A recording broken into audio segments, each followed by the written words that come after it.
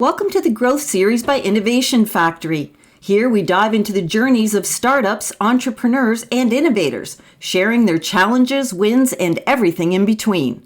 Tune in as we hear from founders who've secured investment, scaled their businesses, and made game-changing exits. Whether you're just starting out or looking to take that next big step, we're here to inspire and guide you on your path to success. Today you're listening to My name is Fabian Raso. I was the founder of Hangry, which is a mobile ordering solution for university and college campuses.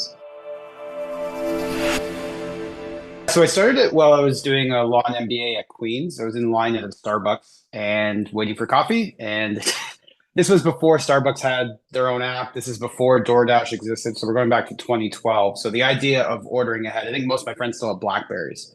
So, you can kind of put yourself in that time zone. And ultimately, I was in line frustrated that I couldn't get my usual coffee, which I would get every single morning, and I was late for class. So I came up with the idea and I became obsessed with mobile ordering after that. Yeah, I think it's important to feel the pain point of your customer. And a lot of times people, entrepreneurs will go searching for an idea, and it's really the ones that come to you in everyday life or in your current roles or your past roles that really spark the best startup ideas. I got a prototype together and used that to get a government grant. At the time, it was called Smart Start. This is, again, while I was still in school. So I was kind of doing this while studying on the side. And then I graduated from law school, practiced law for a year, and then went full time into this company, which was Hangry. I think one of the biggest challenges was the campus market really wasn't ready for mobile ordering. Even restaurants, they had traditionally online ordering was pizza, Chinese food, mostly takeout type things. So to bring it over to quick service restaurants, coffee shops was not quite there in the restaurant space. The campus space was even later to the game. So the biggest challenge in the early years was that the market just didn't want the product. They said, oh, this is cool, but we're not ready for it. So what we did is we actually moved over into the restaurant space for a little while just to get some learnings, knowing that we wanted to end up back in campuses. But that market seemed to be moving a little bit faster. So we moved into restaurants, had about 50 restaurants using the platform, and then we got a pilot in campuses. And that's when we really said, okay, we're going to go all in. This market looks like we're ready to start going, so that we kind of jumped in and pivoted the company. Yeah, I think it's important to put yourself out there. So we were going to restaurant and food trade shows, conferences, and we ran into the University of Toronto was actually our pilot customer. So we ran into them. They said, hey, we have a restaurant on campus. We want to try this at. And kind of the rest is history. After that, we got that pilot and went from there. But you have to be out there. You can't just wait for the deals to come to you. I look at innovation more as iteration. So a lot of it is really being customer driven and knowing what's working and what's not. And whatever's working, double down on that. And whatever's not working, cut it as quickly as possible. So, we got a lot of things wrong. Even the way we approached the problem was wrong. We approached it from the person ordering the food, but we really should have been focused on the operator and who's making the food and what does their back of house kitchen operations look like. That was actually the real problem we needed to solve for the solution to be successful. So I think it's really about taking that feedback from your customers, listening to them, understanding what they're really asking for, what their real pain points are, and then continuing to iterate on that. A lot of entrepreneurs make this mistake where they wait too long to launch their product and they try to get this perfect product out there, but they don't have any customers. And they're building this product for this hypothetical customer instead of the customer that's actually going to purchase it from you and use the product. So I think it's really about get something out there, solve some of their problem, and then listen to them to iterate to really get to the deep root of that problem. The big question we would always get is what differentiates Hangry from DoorDash or Uber Eats? And the answer was the meal plan integration. So we had worked really hard in integrating with the campus card systems that students would use with their room and board, particularly in first year university. You usually have a balance on your card and you swipe it at the cafeterias or at the Starbucks on campus. So that was our big double down was on the meal plans, because a lot of our transactions, about 95% of our transactions were campus card transactions. They were not credit card because the 17, 18-year-old going into university didn't have a credit card, or maybe they had their parents on the account. So that was really a differentiator. And then we listened to those campus customers to white label the product. So it would be branded for the campus. So it would be their logo, their color scheme, their cover photos. They controlled all the menus. So it's really about niching down and ensuring that we were solving a problem for a specific customer versus a much broader market. About 8 months ago, Hangry was acquired by Transact Campus. Transact Campus was one of our resale partners that was a big provider for meal plans and campus cards across North America. So it was a natural synergy. They had point of sale systems, kiosks. They were actually white labeling our mobile ordering and reselling it. And so it was just a perfect synergy. We've been working with them for the last 5 years. And yeah, it came to fruition over the last year. And we're really excited to be part of Transact Campus. It's a common misconception for startups to think that they're actually sold. No, they're bought, right? So we were approached and we had long, lengthy discussions. We knew there was a good fit there because we had been working with them over the last 5 years, but we couldn't go to them and say, hey, we're looking to be acquired. It had to come from them to say, hey, we want to acquire you. And I think that's something that's really important for startups to understand, is to build those relationships over the years. And eventually, when that company believes it's the right time for them or part of their longer term strategy, then you can go ahead and have those discussions. So we were very fortunate with COVID.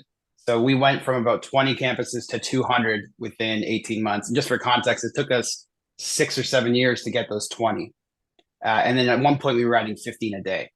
So it was kind of like hanging on to a rocket ship and just, hanging on for dear life. Obviously very exciting, but extremely stressful times. Our servers were going down because we all of a sudden, 10x our volume on everything. So we were on the fortunate side, particularly because the universities and colleges in the US did not shut down for COVID. They continue to operate with students on campus. So our product went from a nice to have to a need to have, where we had maybe 20% of the volume being mobile orders to all of a sudden 100% of them are. In 2014, we did Lions Lair, which was really the first time we were pitching our solution to investors and to different stakeholders. So, we did it very well in Lions Lair. We learned a lot. We were actually in the restaurant space at that time, so it was a completely different product than it would be today. We rewrote the product, we changed markets, but it was a lot of learning lessons that happened out of Lions Lair, and we're really grateful for that. And then the subsequent year, we went on Dragon's Den and got a deal on Dragon's Den. And same thing, that was part of the restaurant space. By the time the Dragon's Den episode had aired, we'd actually switched to campuses. It was no longer even the same business. But we were able to parlay Lions Lair into Dragon's Den to then pivot over. Best advice I can give is just you have to start. And if you're sitting there, I call them entrepreneurs, where you're kind of sitting on the fence, you want to play startup, tell people you're working on a startup, but you haven't launched anything, you don't even have a website. So I think the biggest mistake founders make early on is they don't launch. They sit there and they try to create this perfect product for this hypothetical customer. So just get something out there, even if it's a button that you click that does nothing, it's still a start. So I think it's just the first step is always the most difficult. And then it's, kind of push out there, start talking to people, start talking to your potential customers that you're looking at, get their feedback and really understand the problem. But yeah, get started. If you don't get started, you're not gonna get to the finish line. At this point, I'm in more of an executive role managing the campus commerce division at Transact, which includes point of sales, kiosks, and the mobile ordering. So in all, there might be 40 people below into the team with different developers, QAs, architects, etc. So it's a much larger opportunity for me to kind of get a leadership role.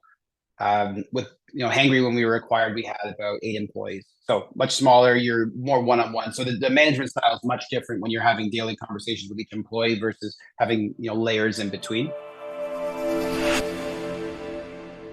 So as a solo founder, it's really challenging to kind of get out of your own head. You need somebody to bounce ideas off of. So I had a bunch of different advisors. So Dave Carter at Innovation Factory was really important here. And just bouncing ideas. Hey, am I crazy? Hey, I want to go into this particular market, or I want to shut down our operations here, or I want to hire this particular senior employee. Does this make sense? What would you do? What have you done? So I think having kind of an informal network of advisors is really important, and particularly looking for advisors that have had a startup and sold the startup. So we just announced an integration with Amazon's Just Walk Out technology, which I'm really excited about. So the idea there is, and we're bringing these to campuses for the first time. The idea is that a student will use our mobile application with a QR code to enter a kind of like a convenience store. They scan the barcode, they enter, they grab whatever they want off the shelf, and Amazon creates a virtual cart based on what they grab. And then they just walk out of the store, and then Amazon sends us the cart contents, and we charge the original student, apply discounts, promos, all that kind of stuff. They also do this technology in a lot of airports. So they were in stadiums as well. So they were looking to bring it into campuses, and we were a natural fit because we had the connections to all those campus cards.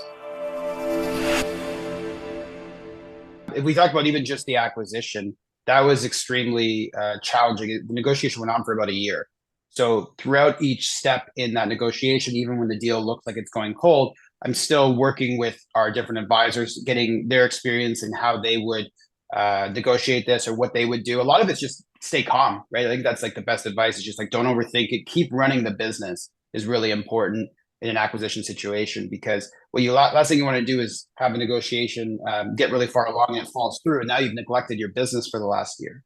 So it was actually a very challenging time. And I used the advisors quite a bit there just to say, hey, what do you think I should do, versus me struggling over the decision and getting caught in hypotheticals in my head. So it was really great I had, obviously Dave Carter at the Innovation Factory. I also had some contacts at LSpark, which is an accelerator in Ottawa. And both those really allowed me to stay focused on the business while keeping the negotiation moving.